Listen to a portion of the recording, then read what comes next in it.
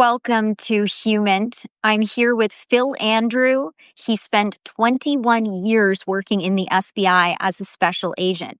That included in counterintelligence, counterterrorism, and as a hostage negotiator. So think China, think Russia, think Hamas, Hezbollah, Al Qaeda, and the Taliban. Now, right now, he's running as a Democrat for a seat in the House in the 9th District in Illinois.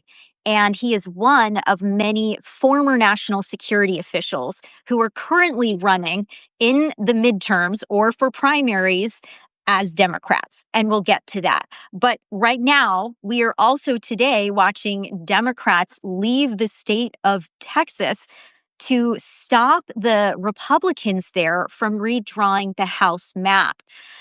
This is at the direction of President Trump. And where did they go? They went to Phil's state of Illinois.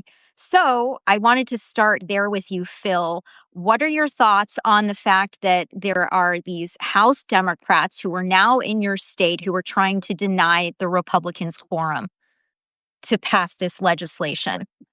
Yes. Well, first, we have daily direct flights from Texas to Chicago. So I think probably that, and Chicago is an awesome place to be in the summer.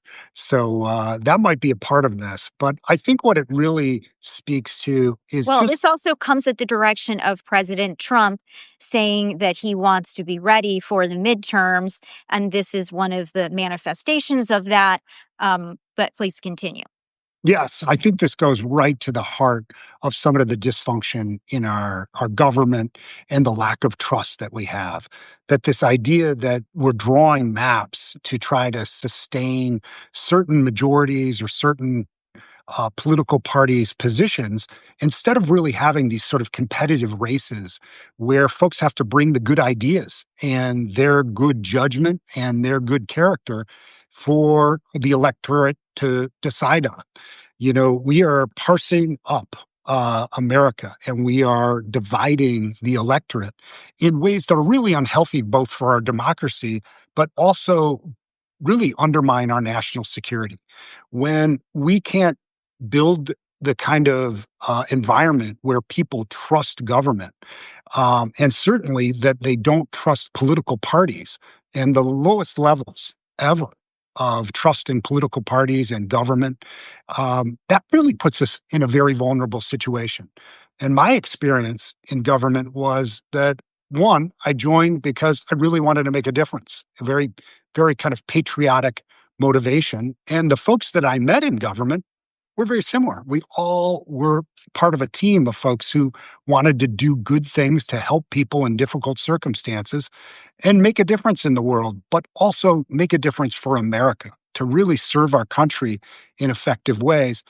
And I think when we undermine that with these kind of political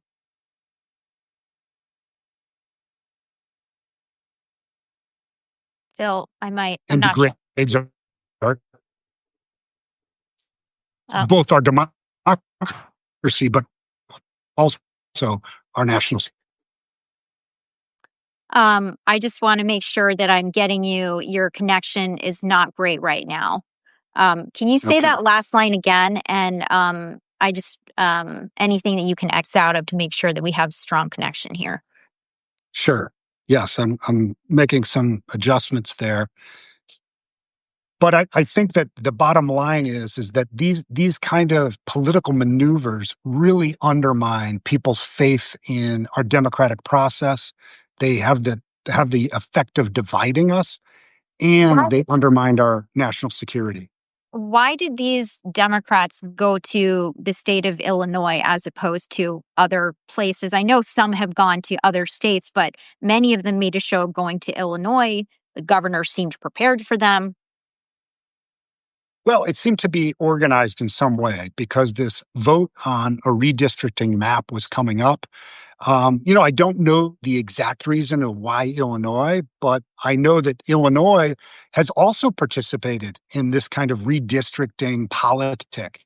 The district that I'm running in, the 9th, is a very contorted district that doesn't really seem to have any connection with geography, but rather was designed to create a safe democratic seat that would, collect as many sort of Republicans, and then allow for a better advantage in other districts that you could have a good mix in.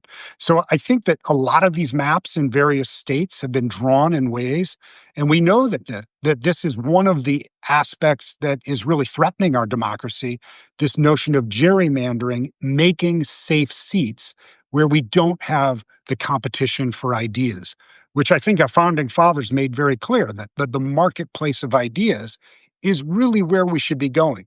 Who brings a good idea? Who brings the kind of trust and disposition that voters are attracted to? And I think that the more competitive seats we have, it's probably better. And you, as you had alluded to, you're in a securely blue seat that you're vying for with fellow Democrats. Is that the result of Democratic gerrymandering? Before we actually get into your background.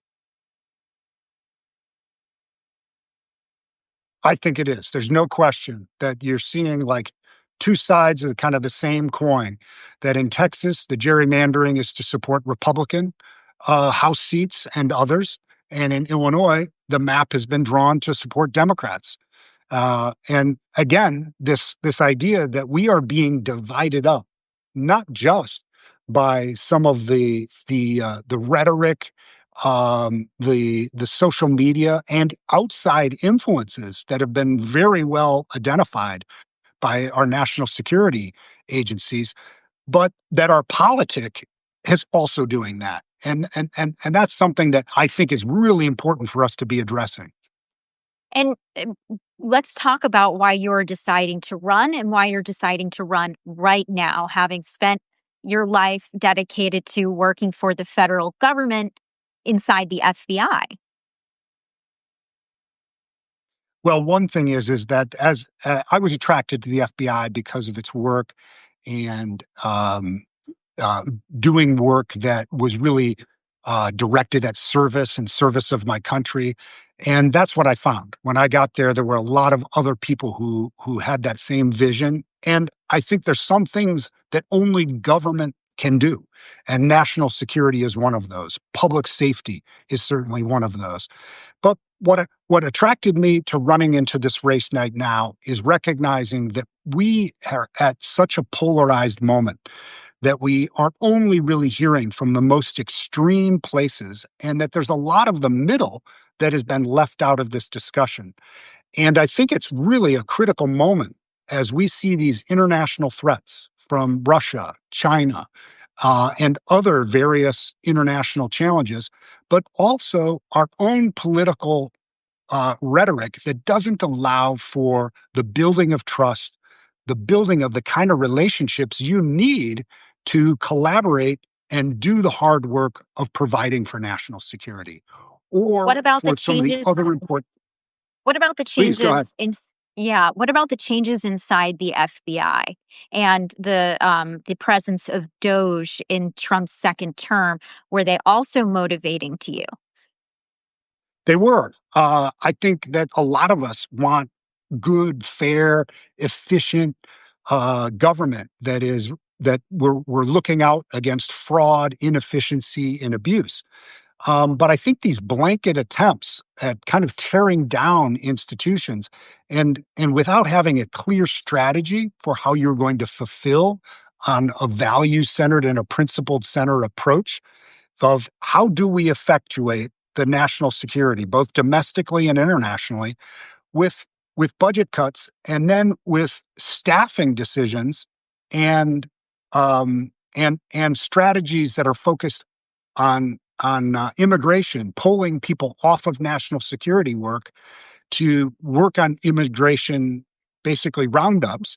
I think that those are ill informed, and Right. I think And if we really. that's just for people who are not aware of what he's alluding to, that would be FBI counterintelligence analysts, agents going and now supporting some of the immigration raids.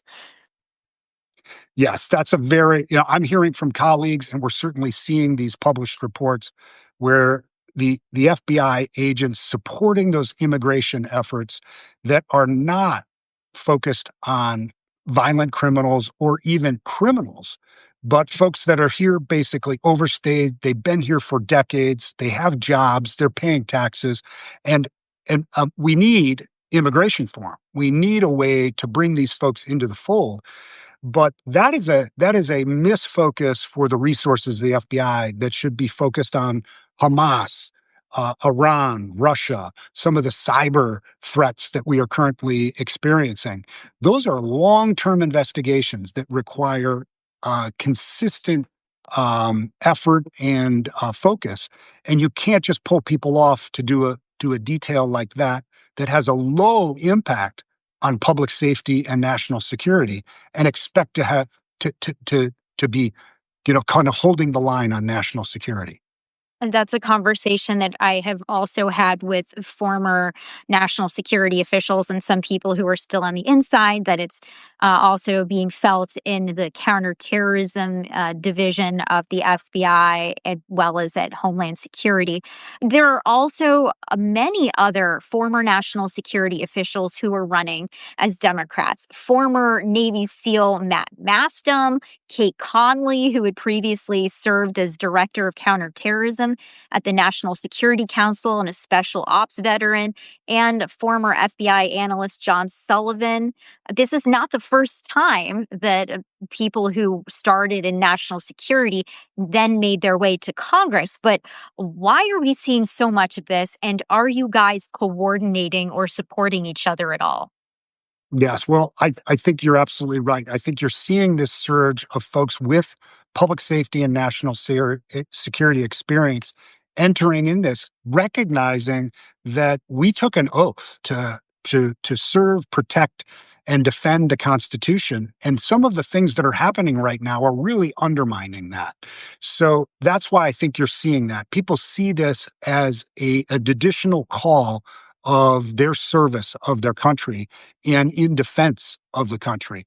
So I think it's very hopeful, because one of the things that I recognize is that, being elected from the ninth district and showing up in Washington, you're just going to be one voice. But if you're showing up there with, 10, 15, 20 colleagues potentially that have a very similar understanding of how government works, the needs around preserving national security, and willing to address those things as a priority, I think you're almost arriving as a caucus or a team, if you will, that will be able to get things done very quickly.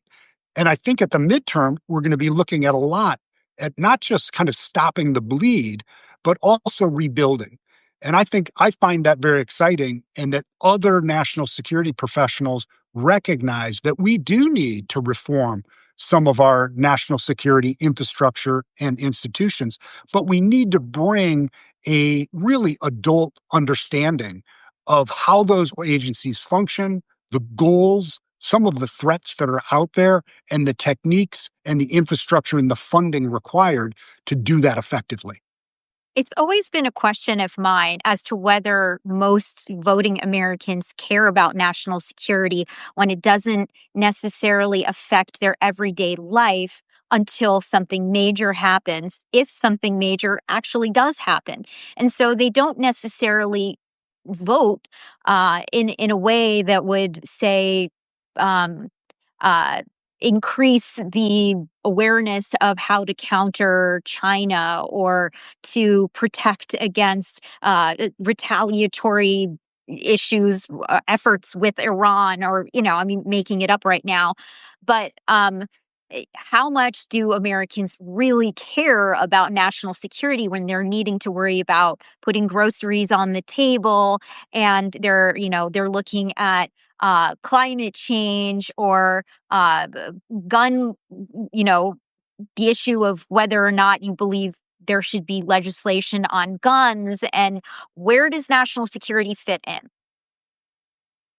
Well, I think that you're right. I think that particularly in many of these congressional races, that this is not the tabletop conversation.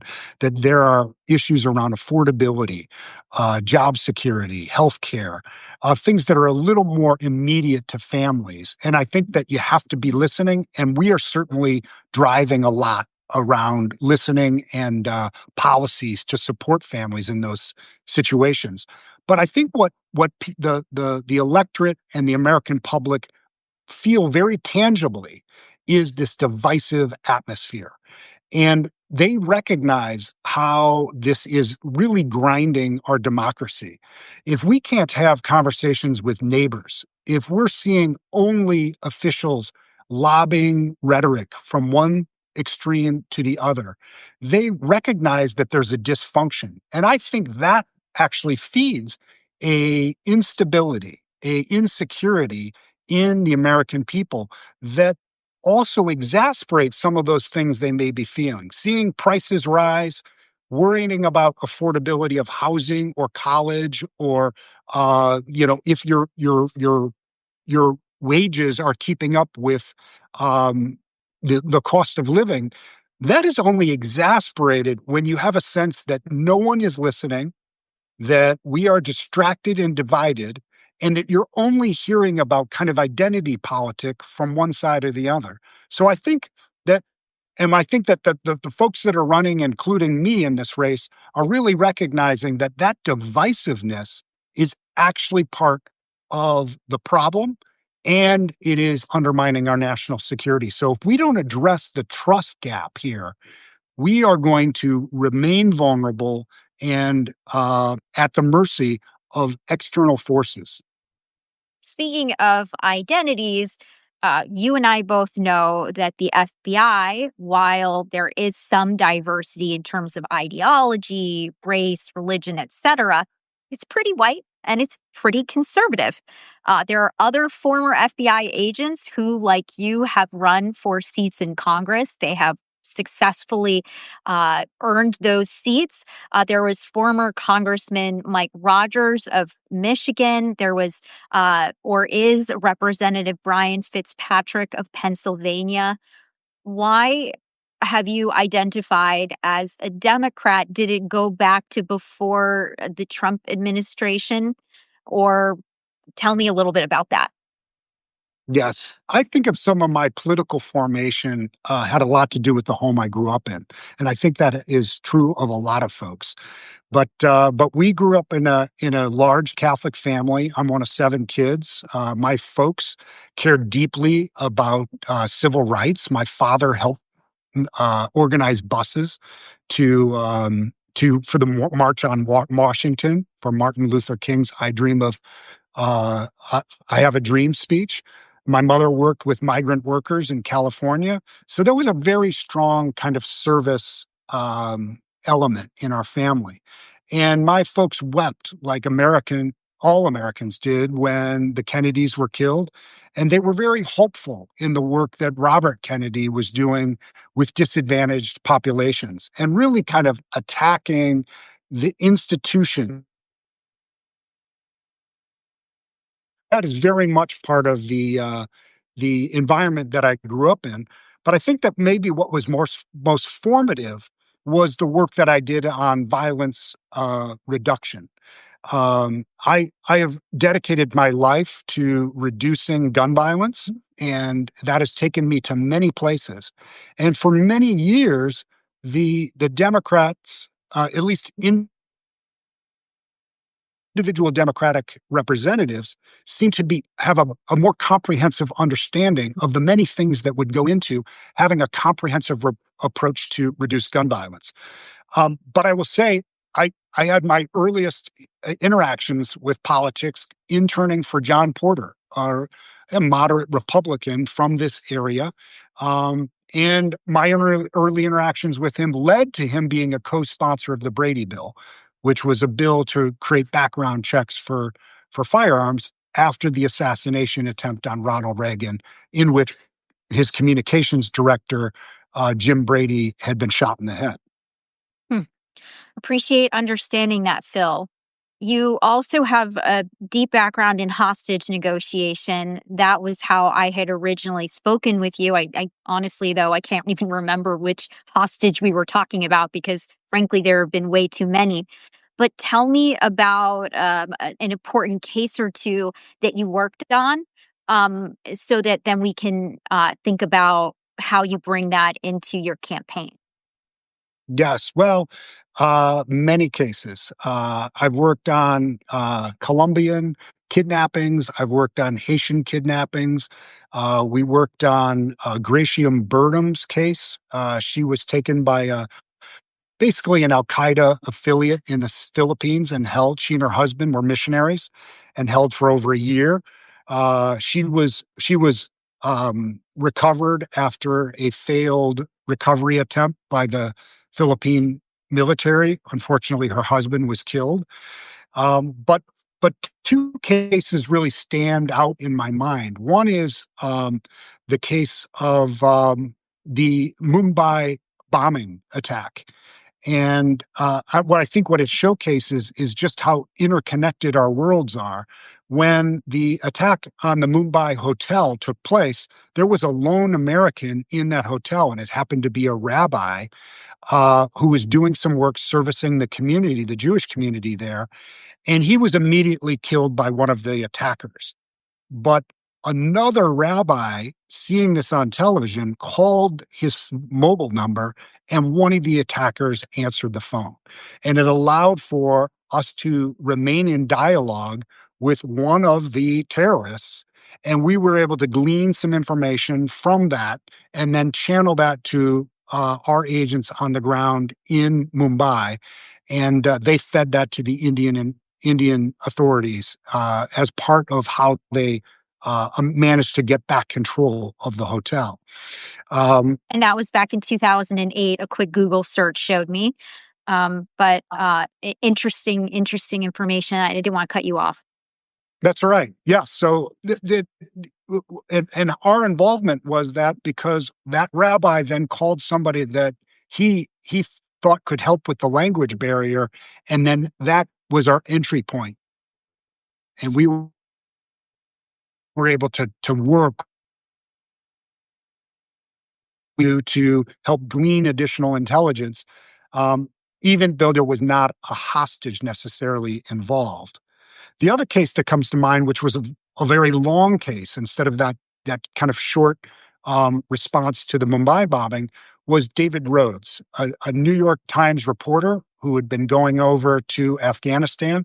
He had planned to have interviews with a high member of the Tahani network to talk about what was happening in that area early in the war on terror.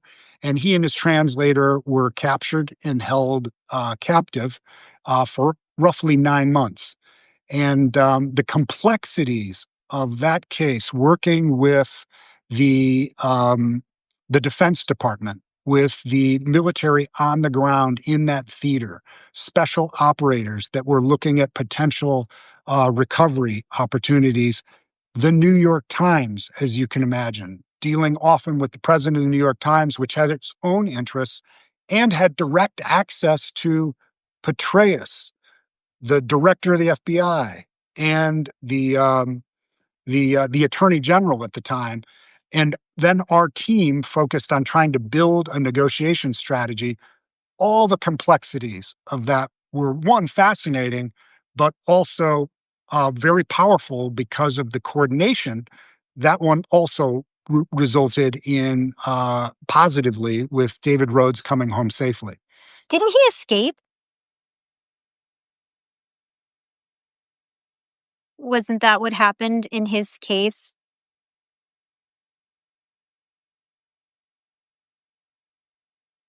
I'm not sure if I lost you here. I'm with you. Um, I'm asking, in the case of David Rode, didn't he ultimately escape captivity? Yes. What happened is that became kind of a protracted negotiation, and he was taken to a remote location which is sometimes the case in these these kidnapping cases, because he was moved so many times, he was taken to a location that then allowed him to sort of take agency and make flight on his own. But that was after several moves and a lower level of security by the guards. Mhm. And fascinating case because the high level negotiations were taking place with the Tahani network, but there was also this dynamic of the guards not necessarily being a part of this larger network. And as the months and weeks went on, they sort of lost interest and their guard dropped, and it created an opportunity for him to escape. Mhm. But negotiations would have continued. Would Do you think that they would have led to his release? You know, you never want to predict because that's such a dynamic environment. And we had already lost hostages, some that were really taken just to make a statement and summarily executed, as in the case of the Wall Street Journal reporter. But this one seemed to be really done for political and monetary reasons. And I think that's the dragging out of it, the sheer length of the negotiation, one, allowed for that opportunity for him to escape, but also potentially increased the idea that they wanted to get something from their long term commitment to the kidnapping. Mhm. So when your negotiations aren't successful, what is it like? As you mentioned, there have been Americans who have gone overseas, people like Steve Sotloff, James Foley, who were held captive and were executed. For a hostage negotiator to have been working for their release and for that to happen, then what? Those are very painful and traumatic cases. You don't get into this business lightly, and you're always hopeful and working with the family to try to bring the best strategies possible, and then coordinating that with the many different partners in the intelligence community, and in some of these cases, the law enforcement, and even our foreign partners. But every time we lose a hostage, it's very, very difficult. And these teams become super vested in the outcomes. They become often, very close to the families.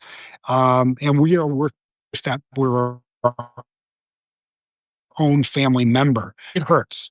And then we do a lot to support each other, but also to analyze it to see if there's anything that we can glean to prevent it happening from someone to someone else, or if there's anything in our tactics or tools that need to be refined that could increase the odds we bring someone home safely. And there are a lot of moving parts, a lot of variables at play. No one story is the same as another. But you yourself had actually been in a hostage situation, uh, also a shooting. Can you tell us about that?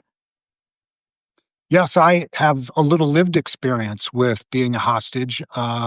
In fact, one of the first mass attacks in an elementary school in America took place in the community I grew up in. I And that was was in 1988. That's right. In Winnetka, Illinois, in 1988, a deranged person named Lori Dan entered into a second grade classroom and opened fire on second graders, killing one and severely injuring the others. In the course of her escape, she crashed her car near my childhood home, and a hostage situation ensued with my mother, father, and I. Um, I didn't have any hostage negotiation training at the time. I was a college swimmer. I had just arrived home the night before from the University of Illinois, and suddenly we're in our kitchen and we're facing somebody who had committed a mass attack, and we were at gunpoint. I mean, So can you slow down the moment a little bit for me, Phil? I mean, were you standing in the kitchen? How did she come in? What were your thoughts at that moment? I know it was a while ago, but it's something that I'm sure has really stayed with you. Yes, it could be like it happened yesterday. My mother and father and I were just interacting. There would happen to be a funeral for a family friend that day, and we were talking about it in the kitchen when this person came in with guns through a side door and immediately pointing the weapon at us. And it really just turned into a discussion at first because we just had no context for it. It almost seemed contrived, like somebody was putting us on at first. But immediately I was able to see that the guns were real, and she was very serious. She was very erratic in her behavior and her speaking. But through the course of about 90 minutes, we were able to convince her to let my mother go out to stop the police from coming into the house. And then my father and I made a movement when she was not willing to put down the gun and collaborate in any way. We said that we were leaving. Uh, and my father started to make a move. She pointed the gun at me, and I said I would stay if she let my father go. And at that point, I was looking for an opportunity to disarm her physically. And within a few moments, I was hoping that that opportunity would arise. But unfortunately, she fired on me, and I dove for cover. But having been hit in the chest, the bullet went through both of my lungs, my esophagus, my and grazed my heart before it got lodged in my left back. And then she took flight upstairs and took her own life in an upstairs bedroom. What an awful moment that must have been, and how you were able to survive close range shooting that was directed in an incredibly vulnerable area. I mean, I attribute it to swimming. I was the captain of the University of Illinois swimming team. I was in pretty good shape. And I think, but for having been in such strong physical shape and the ability to sort of control my breath, even as painful and the sensation of suffocation, even feeling that, there was a sense of I understood how to control my breathing, and I was able to escape that kitchen and get to outside where there was emergency personnel already staged to assist me. So I was very lucky that day. did when it happened, did you think you were going to die? When it first happened, I wasn't even sure I'd been shot because I was moving so quickly, and it wasn't until I felt some constriction in my chest and looked down that I saw, I was bleeding out of a chest wound. Um, but it became very desperate once I was out, and even while emergency personnel were working on me, there was a lot of chaos and pandemonium. But there were a few first responders. In fact, one who had just taken a training on chest wounds, a police officer from a nearby jurisdiction, and he had the wherewithal to remember his training, and he used the cellophane on his cigarette uh, pack that he unwrapped and he placed it over the wound, and that actually was a critical move in helping me survive. Wow. That's a very different type of endorsement for smoking that I wasn't expecting we were going to get to here. But hey, um, what an intense situation, and how did that change your life and your sense of purpose moving forward? I have to imagine that that is also factoring in as you're engaging in hostage negotiations with the FBI. Well, I'll say I always had an interest in sort of police work and law enforcement, but before I left the hospital, I was advantaged. A lot of good conversations with folks who helped me, one, understand what happened that day, but also folks that were challenging me on what I could do about it. And even before I left the hospital, I had made statements about what we could do to prevent mass attacks and gun violence. And that became an imperative in my life. And this is, I don't think it's very unusual for folks that are impacted. And, not everybody is in a position to have strong support systems like I did that allow them to fully recover. But it was important to me as somebody who had experienced that and then involved in something where second graders were shot and one killed, that this wasn't just forgotten, that we would learn from it and make sure that we memorialize that loss and that hurt and that pain with clear action to prevent it from happening again. And that very much became an imperative. And part of the reason I joined the FBI and the work that I sought within the FBI. Mhm. And now you're advocating for gun violence prevention. That is an area that would turn off a lot of Republicans who believe in their right to carry a firearm. They want to have the right to use it. And so, how do you try to walk that line? What are you expecting you would do if you were able to get into Congress? Mhm. Well, I think that one of the things, and this goes back to this idea of where we start conversations and how polarized we are. I'm a gun owner. I've been trained with a gun. I was an expert. I still carry a gun as part of my role as a police officer in a local community. So I believe that we have this right, and I know how effective we can be at defending ourselves if we train. But it also comes with a responsibility. And I think that most of the people I talk to, gun owners, non-gun owners, that people want to see us have reasonable regulations that separate dangerous people from dangerous weapons. And while that's never going to be a perfect system, we have to try because the results of not doing that are tragic.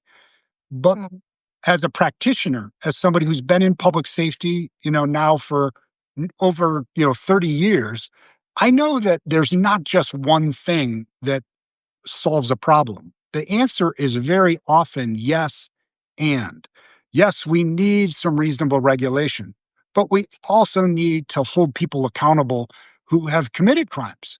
They need to be prosecuted. When somebody has demonstrated dangerous behavior, unless they're fully reformed, we can't have them out on the street. So there are various elements about being comprehensive in building community safety. And it's never just one thing and it's never one voice. And we need to build the kind of relationships that are collaborative and that we focus on the same vision.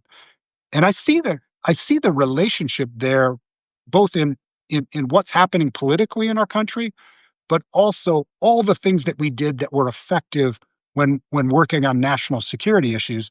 Trust and relationship and the ability to have good facts and connect with people were critical at every element. And I think that a lot more can be done in bringing those skills, that vantage point into this political conversation that seems like a quagmire today. Per the Wall Street Journal, a new survey found that 63% of voters held an unfavorable view of the Democratic Party. That was the highest level since the journal started the polling data in 1990. And that assessment was worse than it was for Trump and the Republican Party. What are Democrats getting so incredibly wrong? I think two things. I think that they are not listening and they're not doing the hard work of going out and talking to people who have a different point of view and then looking for the areas of overlap and compromise. Um, I think that that's critical. But secondly, I think that it's very important for leaders to lead in this moment. This is not just a time to be critical and kind of yelling or disagreeing with what's being done, but you have to offer an alternative, clear plan that represents some of the ideas and expectations of people. So, like, A perfect example is what you brought up before is Doge. I think that most people are very in favor of the idea of some uh, initiative to identify waste, fraud, and mismanagement in government. But I think the way that we implement that is pretty important. And bringing effective principle-based leadership to that discussion is really going to be very helpful. That we don't want to just do a keyword search and then eliminate funding for a program unless we fully understand how it fits into our strategy for keeping America safe. And you could say that for almost every issue that's before us. That where are we getting our underlying insights? Where are we building the relationship with the key stakeholders? And some of those are voices or people that we may perceive disagree with us. And then how are we building the kind of collaborative environment that we get the work done? And that's been my experience. I just, I, it seems like there are some Democrats who don't want to collaborate. They just want the Democrats to go harder against Trump and the Republicans, and they don't see anybody decisively standing up. I mean, there's a little bit of strategy that we're seeing today with these Texas Democrats deciding to leave the state to try to stop the remapping of the U.S. House map in that area. Okay, but like, Republicans are playing chess and the Democrats don't even have like the checker pieces. That's what I think a lot of people are seeing when it comes to that side of the political spectrum. I think you're right. And I think for our democracy to be healthy, we need two healthy parties. Um, and and I think that's really important. I um I think of this moment where there's just so much rancor and disagreement that in some ways the nation has been taken hostage by this divisive politic that is so easy to subscribe to. That talk television and taking out an extreme position to try to cater to a base or activate a base through really disparaging and inaccurate language. I just know that as a hostage negotiator, I never once resolved a hostage situation by screaming at the hostage taker. It was all by deploying skills and tactics and then shoring up our strategy through partners that we build trusted relationships with. And that very often was how we brought home people safely. But I think that there's some analogy here that if all you're going to do is scream back and try to be louder without a clear strategy, I don't think that's going to attract people. And it has the actual effect of making people feel like nothing can get done in this kind of environment, when the reality is that we all care about many things that there's a lot of overlap about, and many of those are actually related to this divisive atmosphere and undermining our kind of our democratic culture, environment, and institutions. So we're not going to get the job done if we don't change that. So, Phil, where do you want to work with Republicans? Realistically, tell me about where you would want to work together. I think there's some key areas right here around immigration that clearly the American public is very focused on it. The Trump administration has continued to focus on it. There are thoughtful proposals that really balance the idea that as long as America is a place that people want to come, that we should have a process for vetting people and and allowing them to legally participate. And I think as soon as we shore up that system, which is clearly broken and has not been reformed in decades, we've talked about it, but we haven't gotten the work done. And then how do we manage illegals here? And if they have criminal backgrounds, and certainly violent criminal backgrounds, there's no point in the FBI working up a complex case. We should identify them and remove them from the country. Uh, but I think that it requires a lot of dialogue, and I think that districts like this, that where there are a lot of thoughtful people, and that the vast majority of the people are frustrated with the kind of attitudes, the rancor, the rhetoric, and the lack of seeing the common ground, is going to continue to be a barrier. But I think that in districts like this, where you have a large population that really it has the expectation that there be adult conversation, and a sense of compromise to move forward with important things like immigration, national security, affordability, drug prices. There is broad agreement, but we have to remove it from this kind of logjam where leadership is made political and about advancing their ability to maintain power as opposed to just getting the work done.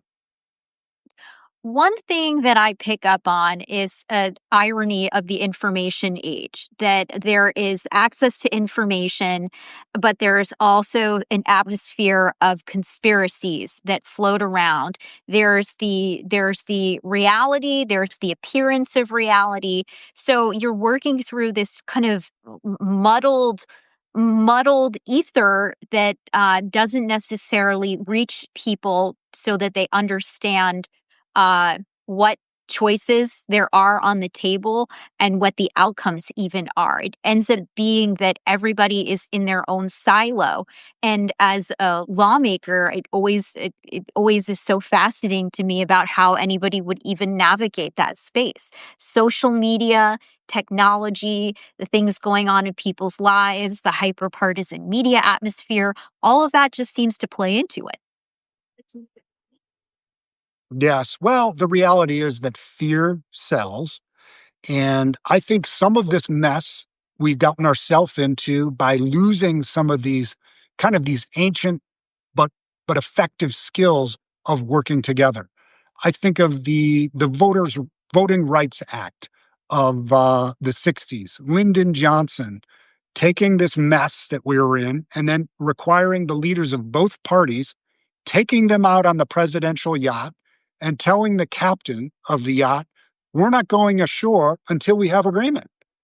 We just don't see examples of that kind of leadership right now, where there's this kind of profile of courage of a leader saying, hey, we've got to do this and we're going to stick together until we get it done. And I'm not going to leave the room to go score some political points on X or on social media to rile up my base. I really want to be value driven and get this a compromise that moves us forward. And then we can argue about the other pieces of this as we continue. So I think that's a piece of it. But I also recognize as a national security professional that some of these forces are external. And the Russians have been running probably the most effective intelligence operation against the United States for over a decade. It's cheap, it's easy, and they've got us chasing our tails by manipulating the and exasperating the divisiveness that exists on social media. And we're not doing enough to identify that, inform the public, and work with those social media providers to stem the foreign influence that amplifies any kind of divisive rhetoric or situation, whether it be a hurricane, a natural disaster, or a political discussion. There's clear evidence of that, but it seems like we're ignoring that and not doing the basic things to protect ourselves against it. And now there's associations with the quote unquote Russia hoax or the allegations of collusion from 2016.